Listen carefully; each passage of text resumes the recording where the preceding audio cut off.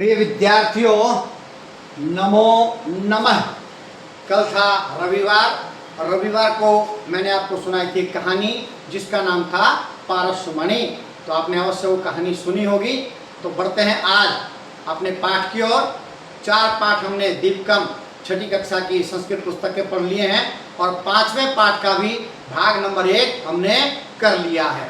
आज हम करने जा रहे हैं उसका भाग 2। उसको करें उससे पहले यदि आपने अभी तक संस्कृत शिक्षा चैनल को सब्सक्राइब नहीं किया है तो सब्सक्राइब कर लीजिएगा और साथ ही बेल आइकन का बटन अवश्य दबाइएगा ताकि भविष्य में आने वाली सभी वीडियो का नोटिफिकेशन आपको प्राप्त हो सके और आप सभी पाठों को पढ़ सके, समझ सकें और जान सकें। तो आज की जो वीडियो है अंत तक पूरी देखिएगा क्योंकि आपने 4 दिशाएं ही पढ़ी हैं और आज हम पाठ में आपको समझाने वाले हैं, बताने वाले हैं 10 दिशाएं। भाई दिशाएं वास्तव में कुल कितनी होती हैं? 10। तो उन 10 दिशाओं को जानने के लिए आज की वीडियो को पूरा अंत तक देखिएगा। तो चलिए चलते हैं। 5वें पाठ है संख्या गणना ननु सरला के भाग 2 को करने के लिए। पंचांगुल्यो मम कर कमले लोके विदधति गणनां सुरसेनानि षण्मुख देव सततम पात्ययम अमरगणम। तो 4 तक की संख्या के बाद आज कर रहे हैं 5 की संख्या से आगे। मम कर कमले, मम मैंने मेरे, कर मैंने हाथ रूपी, कमले मैंने कमल में, मेरे हाथ रूपी कमल में पंचांगुल्यो 5 उंगलियां हैं। 1 2 3 4 5। मेरे हाथ रूपी कमल में 5 उंगलियां हैं जिससे लोके गणनाम विदधति, लोके संसार में गणनाम गिनती, विदधति करते हैं, जो लोक में गणना करते हैं। अगर ये उंगली ना हो तो कैसे कहते 1 2 3 4 5 6 7 8 9 10 नहीं कर पाते ना। तो यही गिनती करती है। इसलिए क्या कहा? मम कर कमले, मेरे हाथ रूपी कमल में पंचांगुल्यो 5 उंगली से, लोके संसार में गणनाम विदधति गणना करते हैं, गणना की जाती है किससे? उंगलियों से।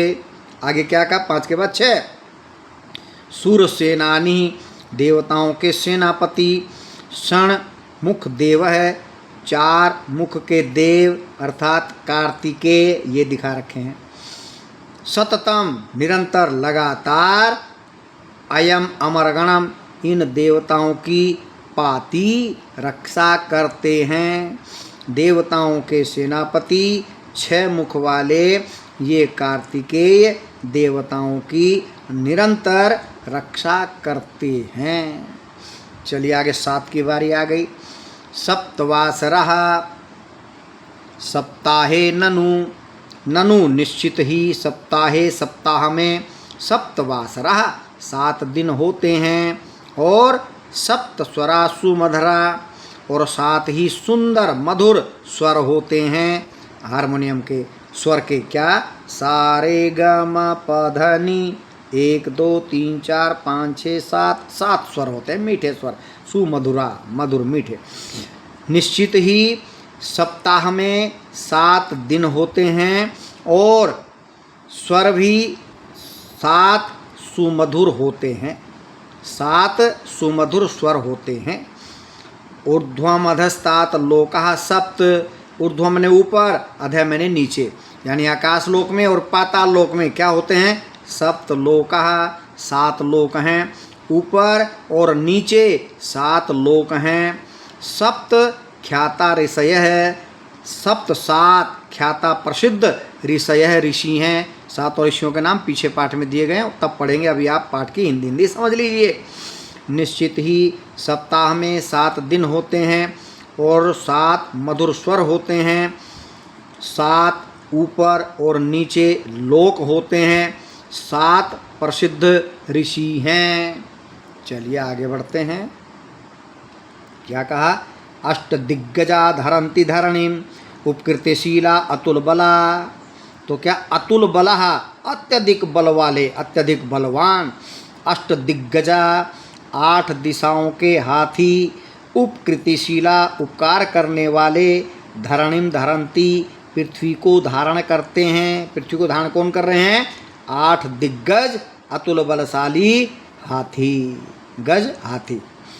तो उपकृतिशीला, उपकार करने वाले, अतुल बलः अत्यधिक बल वाले, अष्ट दिग्गजः 8 दिशाओं के हाथी, धरणिम धरन्ति पृथ्वी को धारण करते हैं। विपुले गगने, विपुल गगन में, खुले आकाश में, ननु निश्चित ही, नवग्रह 9 ग्रह नियततया निश्चित समय पर सततम लगातार चरंती विचरण करते रहते हैं, घूमते रहते हैं। निश्चित ही खुले आकाश में 9 ग्रह निश्चित समय के अनुसार लगातार घूमते रहते हैं। चलिए आगे बढ़ते हैं। पूर्व आद्या 10 दिशा प्रसिद्धा। पूर्वाद्या, पूर्व आदि, पूर्वादि में क्या गया? पूर्व पश्चिम उत्तर दक्षिण। पूर्व आदि 10 दिशा है, 10 दिशाएं प्रसिद्धा, प्रसिद्ध हैं। पूर्व आदि 10 दिशाएं प्रसिद्ध हैं। संख्या गणना अनुसरला, ये पाठ का नाम आ गया है। संख्याओं की गणना करना निश्चित ही सरल है। और आगे क्या कहा? वयम अमितामोदम, हम अत्यधिक आनंदपूर्वक गाया में गाते हैं, बहुधा करतालम कुर्मः, और अत्यधिक ताली बजाते हैं। पूर्व आदि 10 दिशाएं प्रसिद्ध हैं।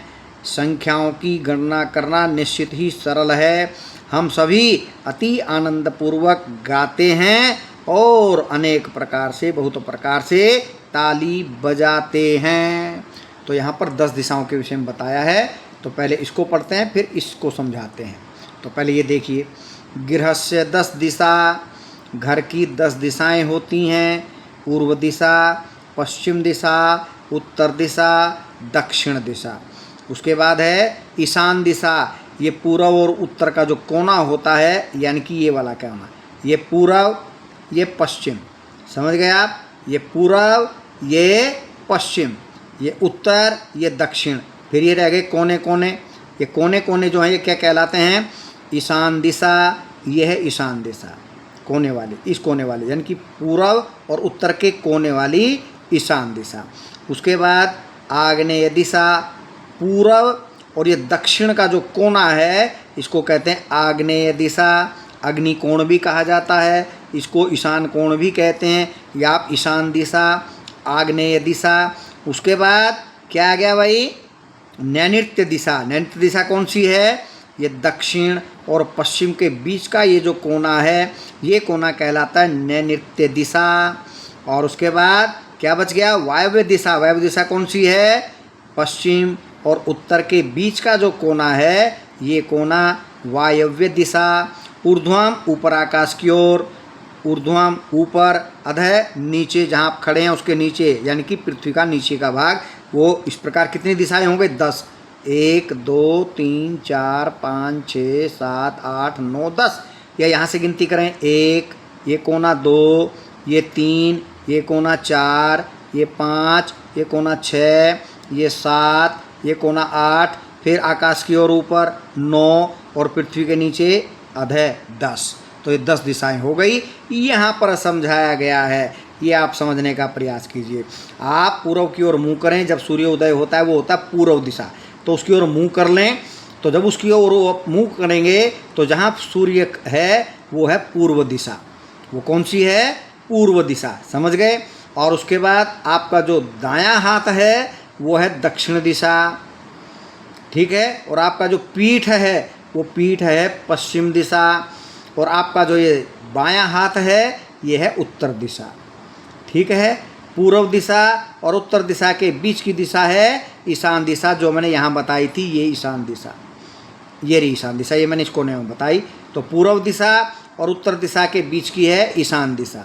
उसके बाद क्या? आग्नेय दिशा। पूर्व दिशा और दक्षिण दिशा के बीच की जो है आग्नेय दिशा, ठीक है? आग्नेय के बाद नैऋत्य।